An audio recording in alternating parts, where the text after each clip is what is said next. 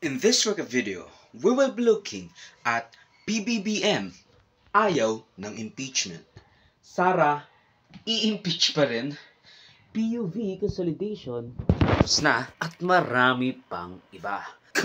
For me, ako nga pala si Avor, Joseph, and welcome to News and Review Recap, Weekly Edition, number 18. We have also covered this last week, so skip to the times as provided if it piques your interest. Here, as a preacher's commentary for your convenience. Sara, ayaw ipa-impeach ni BBM. Now, matapos ang ilang buwan, especially these past few weeks, na ugong-ugong to try and proceed an impeachment procedure laban kay Vice President Sara Duterte, walang nangyari. Nah, just kidding. Now, kung hindi nyo alam yung sinasabi ko, keep up naman mga best. I mean, panoorin nyo yung video ko last week at mga NIDW Mini Major Tidbit to be kept up to date sa mga Filipino political news. Because tinatamad na ako sa mga international news kasi wala namang gustong makinig ng mga ganon. And hindi ko siya magagawa into an NIDW Mini Major Tidbit, but I digress. Now, essentially, nang investigahan ng isang committee hearing ang mga resibo ni VP Sara sa DepEd at OVP, tila'y nagkaroon ng witch hunt para matunton ang punot dulo ng mga sinasabi nilang katiwalian ng dating DepEd Secretary at Vice President Sara Duterte with signatories' names like Mary Grace Piatos, a seemingly fake name. And as PSA has said, wala itong certificate of live birth, certificate of marriage, and certificate of death. So, I guess hindi talaga totoo si Mary Grace Piatos. But I guess we need to be sure of the fact, kaya tayo pumunta sa PSA. Nang padalhan ng OVP Chief of Staff Attorney Zuleika Lopez ang COA na huwag ibigay yung mga sinabinan nitong dokumento kasi nga sabi ng House Code Committee na nag-investiga kay VP Sara Duterte, COA, bigay mo sa amin yung mga papeles, mga dokumento na hindi nyo patapos i-audit. Ang sabi ni Attorney Zuleika Lopez, this is not a request per se, this is not a directive per se, pero sinasabi lang namin na huwag nyo ibigay kasi hindi pa kayo tapos mag-audit. Respectful request to the Commission on Audit. There was no intention, Your Honor, to demand from them or to order them or to commandeer them into something that they did not want to do. Now, isinight in contempt ng Kamara ang kanyang right-hand person at idinetine sa batasang pamansa that time. I'm sorry, Attorney Lopez, no, dahil ikaw yung nakapirma dito, and according to our rule, one of the reasons on the undue is the undue interference in the conduct of proceedings. So may I move, Mr. Chairs, na nag-violate si Attorney Lopez dito sa ating proceedings or do sa ating trabaho. May I move to cite Attorney Lopez in contempt, Mr. Chair. Doon dinalaw siya ni VP Sara in accordance sa mga sinasabi niyang dadalawin niya at sasamahan niya kung sino man sa kanyang staff ang madedetine. After tangkaing ilipat si Attorney Zuleika Lopez from the Batasang Pamansa to a women's correctional facility dahil sa disturbance na idinulot umano ni VP Duterte in the middle of the night, nang galaiti at nagtuloy-tuloy na nga ang crash out ng ating Mezam. Now, in an online press conference, nagwala si VP Duterte, marrying up the Marcos Araneta Romualdez name, alleging corrupt practices from profiting off of the POGOs, mga illegal na gawain, illegal na activities sa POGOs, to taking a cut of the Department of Education's budget, which is, by the way, the largest constitutionally mandated siya, of course. Lahat yun, isiniwalat ni VP Duterte sa online press conference na yun.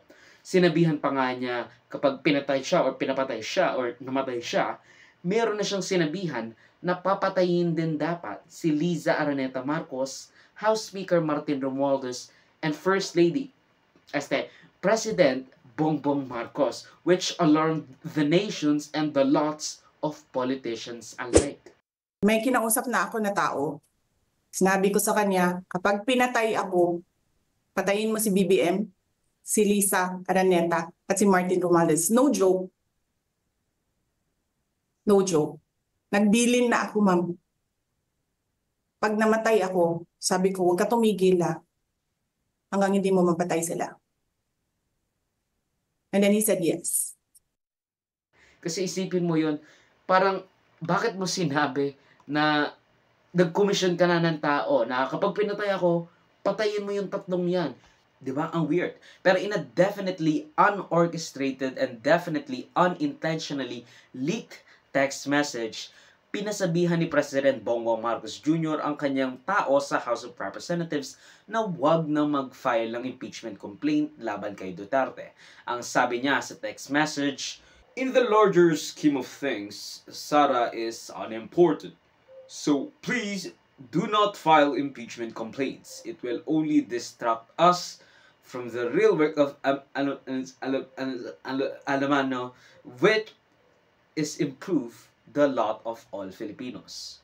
Now, of course, I don't freaking know, or I don't even freaking buy the whole na-leak yung private conversation namin itong taong ito. Well, who is that person? Sino yung nag-leak nun? Private correspondence. Tapos, bigla na lang nalileak sa media. Kasi this is all theatrics to deal a blow at Sara's moral. To say, she is unimportant. She is an unimportant person. At wag na natin sayangin yung oras natin dito. Kasi, look, I don't really care much about VP Sara Duterte. Maybe for the memes, the news, and the content, pero social media yesterday saying that Vice President Sara Duterte, in larger scheme of things, is unimportant, so don't file an impeachment complaint. Sabi galing daw po sa inyo yon. Can you confirm that, sir? Was there an effort on your part to stop the filing of impeachment? Well, it was actually private communication, but nalik na, yes. Because that's really my opinion. This is not important. This does not make any difference to even one single Filipino life. So why waste time on it? What will happen if somebody files an impeachment? It will tie down the House, it will tie down the Senate, it will just take up all that, and for nothing. For what? For nothing. For nothing. None of this will help improve a single Filipino life. As far as I'm concerned, it's a storm in a teacup. Sir, have you reached the point of no return, you and VP Sara, sir? Never say never. Thank you, sir. Thank you, sir. what you cannot dismiss is what she said dahil she still had a larger vote count than BBM. Now, today, this might have been reduced or that, dahil sa marami niyang crash out, mas popular na si BBM. But the fact still remain that technically, VP Sara could have won that presidency if she had run for the presidency. Now, she alleged a lot of stuff against the political dynasty of the Marcoses and the Romualdez. Alam naman nating intentional ito, made to look like it's an accidental leak. Baka nga mamaya, pati ang typo niya na WHIC, which is also choreographed to make it look like it is meant to be a private correspondence. Now, at the very least, the president induced the leaking, maybe not with his words, but with the overarching atmosphere, the ambiance around the area. Sinabi ng isang representative na ang dahilan umano ng awayan at gulo sa politika of the seemingly unbreakable tandem ay ang pagmamadali ni VP Sara Duterte na maging presidente. To which I think, there's a point. Dahil again, kakasabi ko lang kanina, even dun sa press conference, she poised and positioned herself as the only person that led to the Marcoses landslide victory. Diba sinabi niya na, tatalunin kami ni Lenny. Kaya kung hindi mo dadali ng Bisaya, di patatalo kami ni Lenny. Kaya dapat sumama ka sa amin. Yun daw sabi ni Amy Marcos. And she had that up against her. Now Duterte replied na ang dahilan umano ng gulo sa gobyerno ay dahil sa panghaharas ng mga congressman sa kanyang staff. Well, never mind the fact na nung una pa lang, she's showing signs of uncooperativeness even before everything went to shit between the Marcos and the Dutertes. At the harassments ng House of Representatives from the majority has only been when they investigated the confidential funds a few years later. At saka, hindi doon nagsimula yung pag-aaway nila, hindi doon nagsimula yung labanan nila sa politika. Isinampina at pinapa-attend ng NBI si VP Duterte at ilang opisyal ng OVP with regards to her recent crash out at meltdown na essentially are threats of assassinations in retaliation kung mapatay o mapatay man siya laban kina Liza Araneta Marcos, Martin Romualdez at PBBM. Hindi siya umattend but she gave some letter kasi nga again she's the vice president. She has that leeway, I guess. The investigative courtesy. Makabayan Block, ipina-impeach si Sara. Hinainan na ng Makabayan Block ang ating content for the past few weeks na si VP Sara Duterte ng kanyang impeachment complaint na inendorse ng Akbayan. Na ang mga charges against her is graft and corruption sa confidential expenses, panunuhol at betrayal of public trust, illegal na pagkuha ng kaban ng bayan at iba pang high crimes. Because that's what the Constitution of the United States also has in their Constitution. Now, we remember from President Ferdinand Marcos na in the totally leaked and definitely private conversation where he said, blah, blah, blah, blah, blah, pinasabihan ni President Bongbong Marcos Jr. ang kanyang tao sa House of Representatives na wag na mag-file ng impeachment complaint laban kay Duterte. Ang sabi niya sa text message, "In the larger scheme of things, Sara is unimportant. So please do not file impeachment complaints. It will only distract us from the real work of Alamano, which is improve the lot of all Filipinos." Now, of course, I don't freaking know, or I don't even freaking buy the whole na-leak yung private conversation namin itong taong ito. Well, who is that person? Sino yung nag-leak nun? Private correspondence. Tapos, bigla na lang nalileak sa media. Kasi this is all theatrics to deal a blow at Sara's moral, to say she is unimportant. She is an unimportant person. At wag na natin sayangin yung oras natin dito. Kasi, look, I don't really care much about VP Sara Duterte. Maybe for the memes, the news, and the content, pero social media yesterday saying that Vice President Sara Duterte, larger scheme of things is unimportant, so don't file an impeachment complaint. Sabi galing daw po sa inyo yon. Can you confirm that, sir? Was there an effort on your part to stop the filing of impeachment? Well, it was actually private communication, but nalik na, yes. Because that's really my opinion. This is not important. This does not make any difference to even one single Filipino life. So why waste time on it? What will happen if somebody files an impeachment? It will tie down the House, it will tie down the Senate, it will just take up all that, and for nothing. For what? For nothing. For nothing. None of this will help improve a single Filipino life. As far as I'm concerned, it's a storm in a teacup. Sir, have you reached the point of no return, you and VP Sara, sir? Never say never. Thank you, sir. what you cannot dismiss is what she said dahil she still had a larger vote count than BBM. Now, today, this might have been reduced or that, dahil sa marami niyang crash out, mas popular na si BBM. But the fact still remain that technically, VP Sara could have won that presidency if she had run for the presidency. Now, in a previous NIDW, marami na akong sinabi patungkol dito, but basically, he has instructed the House of Representatives to not file impeachment complaints against VP Duterte with that mindless slogan na hindi ito magpapaganda sa buhay ng tao. She is unimportant. She is not worth our time. That never mind her when in reality, gusto mong kaya, I guess siguro, nakipagsabwatan ka siguro ngayon, or if not, you had this same cause with the Makabayan Block. But, I'm not knocking you for pushing for the impeachment of Sara Duterte, but, whatever. Now, the first impeachment complaint against VP Sara Duterte na inihain sa Kamara was endorsed by Akbayan Party List Representative Percival Sandania na may 24 na artikulo o rasyonale ng impeachment complaint. Isa sa mga complainants at spokespersons na mga naghain ng impeachment complaint ay si Attorney Laila de Lima, pamangkin ni dating Pangulong Aquino, mga pari at I think isang Magdalo representative, but anyway.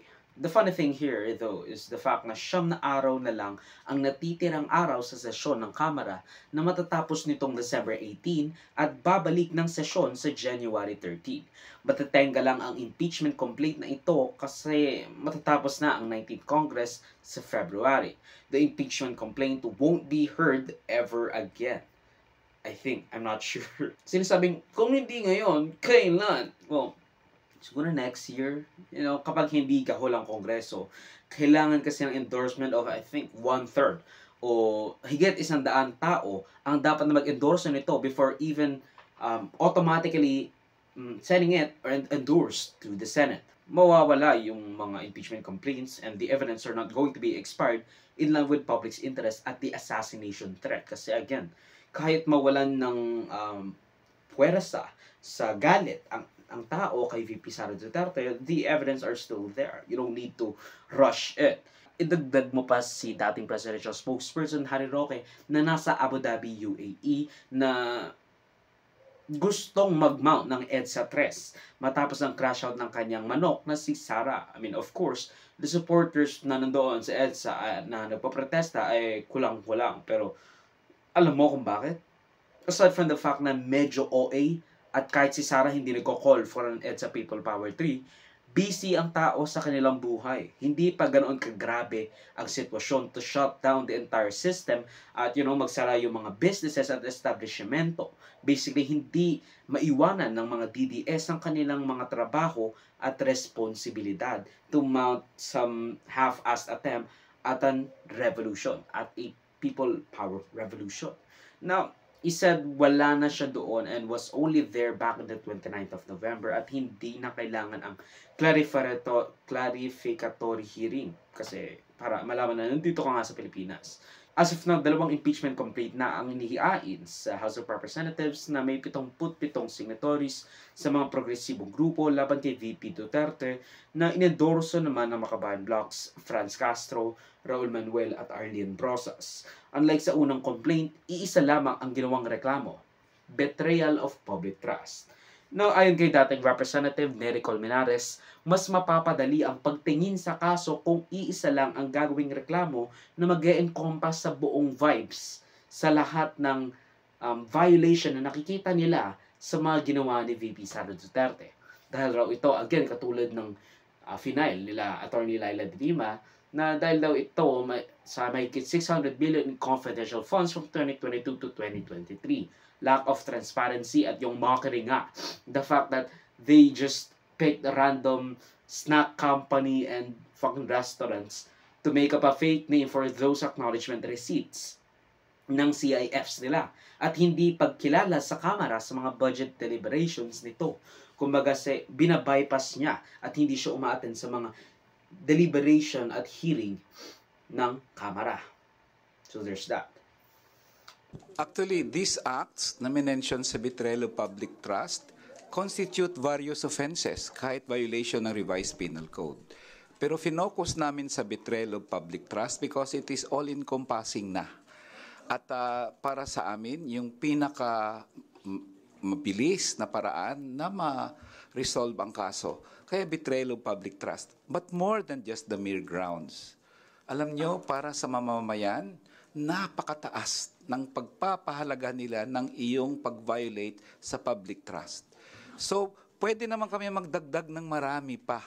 Pero the betrayal of public trust, yun encompasses everything kasi merong tiwala ang publiko sa'yo, tinaksilan mo yun. And that is for us, one of the highest, if not the highest, treachery ng isang public official. So that's why we chose it. For the reasons I just mentioned. Okay, one last. Here is a page news for your convenience. PUV Modernization Consolidation tapos na raw. Natapos na ang deadline na November 29 para sa pag-consolidate ng mga jeepney sa bansa, which means hindi na pwede ang mga jeep na hindi kasapi ng isang kooperatiba. Ayon sa Land Transportation Franchising and Regulatory Board, nasa 86% na ng mga jeepneys ang bumuo o sumapi sa isang kooperatiba para maiwasang maging kolorum ang kanilang sasakyan. Hindi nauurong ang LTFRB sa first phase ng kanilang modernization plan para sa mga public utility vehicles ng bansa. Hindi pa ganoon kasigurado kung paano i-implementa at kung paano sisitahin at duhuliin ang mga magiging kolorum na unit ng PUVs. At yan ang pagtatapos ang News and Worthy Recap Weekly Edition for the first week of December 2024. Mag-suggest more topics and our questions to Velitas if you feel I misrepresented them in any way. Salamat sa panonood mga kabayang. Avoid me, like, subscribe, and follow my links in socials and avoid choose that will be linked down below. So susunodly, of course, paalam. Okay, Biden pardoned Hunter, the CEO of United Healthcare, something. Besides an insurance company, binarel in New York City with no bodyguards, and I think no hopes of ever finding the assassin. And you know, the people rejoiced. 19 days na lang, Pasko na. Although to you it would be 16 or 17, I'm not sure. I'm not good at counting. And yeah, I think that's it. And parang bilis lang ng ano ngayon. At max, it's 18 minutes. It's good enough.